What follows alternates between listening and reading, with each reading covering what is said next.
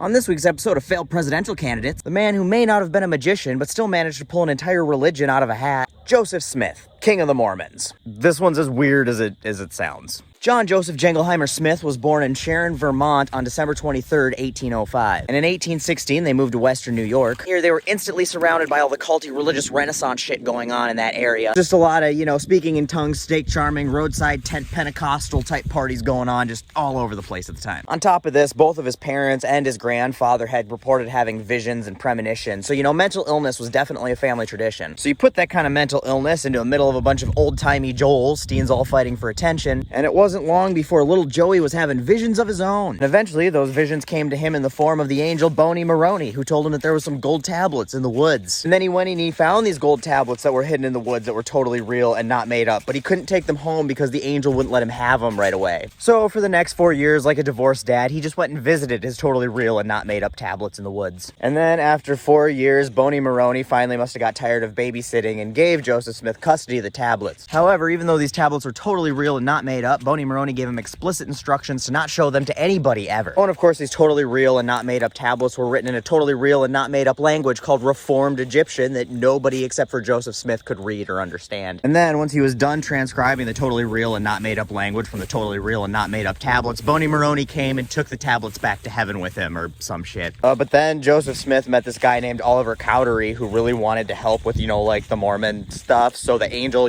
brought the tablets back so they could do some more translating together, like a fun culty sleepover party. And by 1930, they published the Book of Mormon and set up a church in Ohio. Cowdery got this other group of religious fanatics to convert to Mormonism. So then they had a bunch of people to hang out with. And all this time they were looking for New Jerusalem, which they decided was going to be in Missouri. And then the people in Missouri were like, no, it's not. Go away. And Joesph Smith was like, yes, it is. And I'm going to bring a Mormon militia to show you who's boss. His militia sucked and he didn't show them who was boss. So then he went and begged the Missouri governor to protect them. But the Missouri governor was like, nah. Then they went back to Ohio to the original Mormon camp thing. And then he's like, I'm gonna start a bank and make my own money. And then that didn't go well, and the bank failed in a month. Then a bunch of the other Mormons got mad at him because everything was going bankrupt and the community was in a lot of debt. And then he was charged with banking fraud, so he ran away back to Missouri again. And then he had plans to get the old New Jerusalem back, but that didn't work, so they went to a New Zion in far west Missouri. But the people in far west Missouri were like, nah, dog, we don't want you here either. And then they started fighting. And the Mormons accidentally or on purpose shot some state militia members. So then the governor's like, nah, guys, you're done, and told the state militia to get rid of the Mormons and arrest Joesph Smith. So that's what they did. But Joesph Smith was in prison for treason for a while, but then he escaped and ran away to Illinois. And then he started this little town in Illinois called Nauvoo, I think, where the Mormons kind of ran their own little town and had their own militia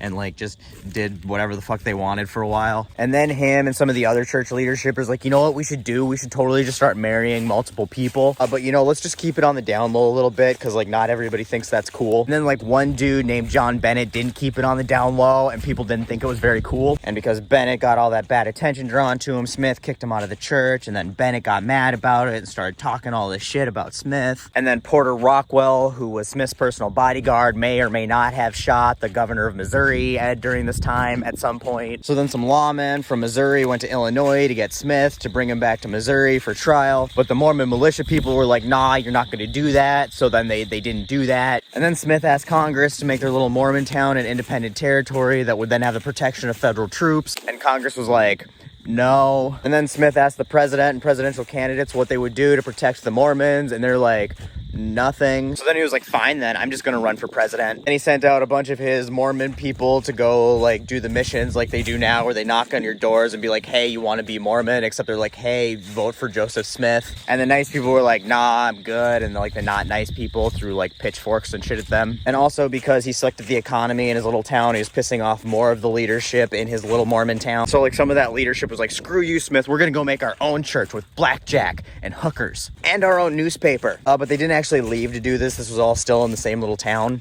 And remember, all this time he's running for president for the 1844 election, kind of. Anyway, the new church people used their newspaper to print a story about John Smith that he didn't like very much. So then John Smith told his people to go take all their printing stuff and destroy it so they couldn't have a newspaper anymore. And that pissed them off, so they shot him. And so he didn't win the presidency. The end.